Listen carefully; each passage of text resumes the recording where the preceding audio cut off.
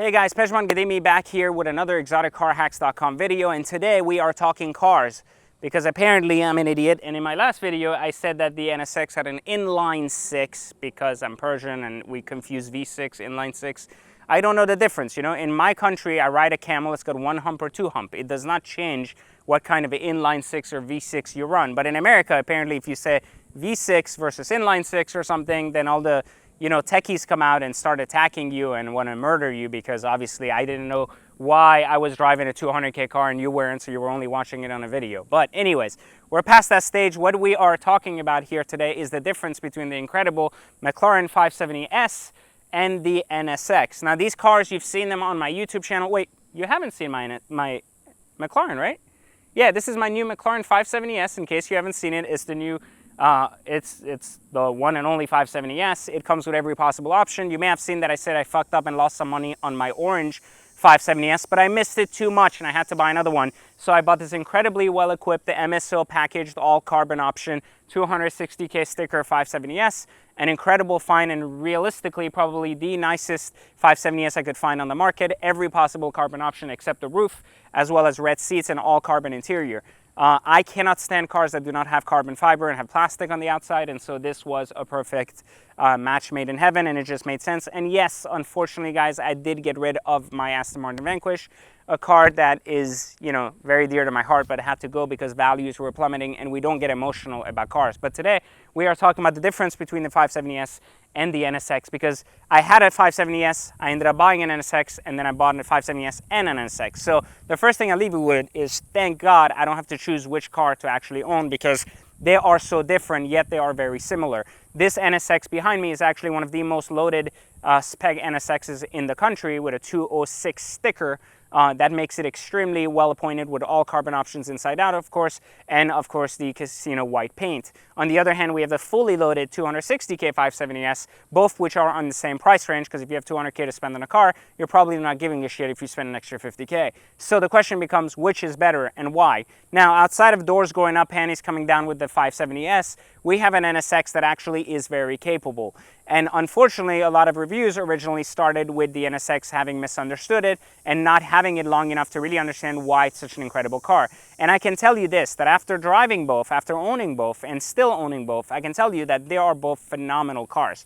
The NSX is legitimately a better vehicle than the 570S. It's more reliable, it's genuinely, I think, a lot edgier in design, and it's a lot more comfortable, as well as a lot better built. Things don't break, things don't go finicky, the radio works every time, everything is perfect every time, as Acura should be, because honestly, Honda's number one thing is reliability, and they do a really good job at building a reliable and incredible supercar. Now, there is a big difference between the cars, and this is what's worth mentioning here on this first part of this comparison between the two, because we will drag the two cars, we will race them down the street, we will get to figure out which one is faster and so on and so forth. But for now, let's talk about why these two cars are really important in my perspective. Don't troll me for the engine notations and shit, I don't care.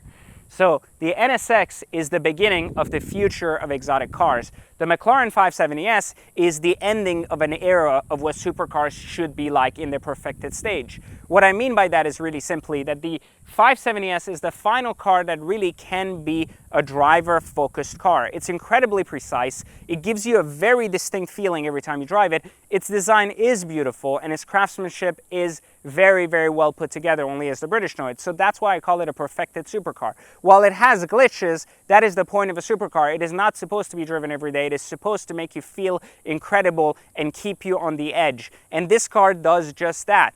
You go very fast around corners, you could lose it. It's very stable, but yet it has an edge of dangerous in it. You go in track mode, you could power slide. It has all of these incredible things to it. Like, it has just enough speed to take you to that edge of comfortable going really fast. But if you go really, really fast and don't know what you're doing, you could end up in a wall. So you are required as a driver to pay attention. And as a result of that, you're very engaged with every single driving thing that happens on the road, regardless of your downshifting, upshifting, enjoying the radio, braking. Everything is, again, focused around the experience around you. Now, with the NSX, it's a little bit different. While the NSX is somewhat of a twin turbo car, it also comes with 3 electric motors and a control for the rear 9-speed transmission, something that honestly is very, very different, because a 9-speed transmission means that it is focused around you. What I mean by that is that a 9-speed transmission is focused around giving you the optimal gear at any given time to be able to smash the throttle and take off. It takes away the thinking.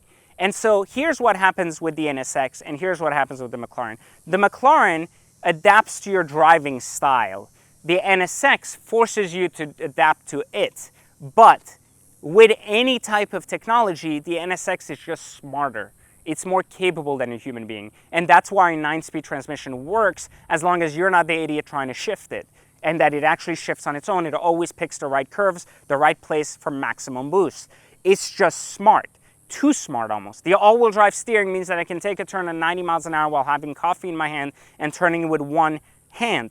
That's impossible in the McLaren without power sliding. So again, it gives you a very, very different feel. The brakes have an electrical component on the NSX that allows you to brake, but ultimately the brake understands how much power to give the actual discs, so the electrics power the discs, and it changes the dynamic of the braking.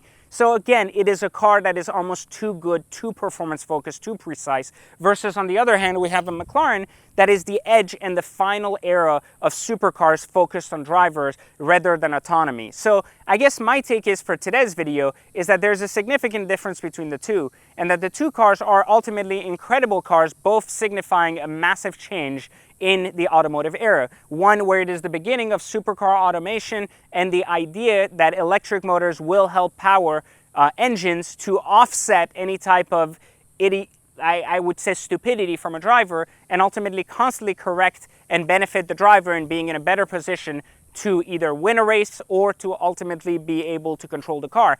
On the other hand, the 570S is the final era of having fun in a supercar without actually caring about winning a race, but rather enjoying yourself throughout it. So there you have it, my comparison between the two cars, part 1. We will be back with part 2 and 3 to talk more about performance. For now, make sure to subscribe to my channel and make sure to definitely watch my training on how I am able to hack my way into some of these exotic cars without having a cost associated to it. So you're always seeing new cars. I never, ever, ever review cars that I do not own. These are all my cars, and these are all using the strategies taught at Exotic Car Hacks, allowing me to actually get in and out of these exotics without having a cost. So I hope you'll do the same. Take my training, subscribe to this channel, and I'll catch you next time on part 2.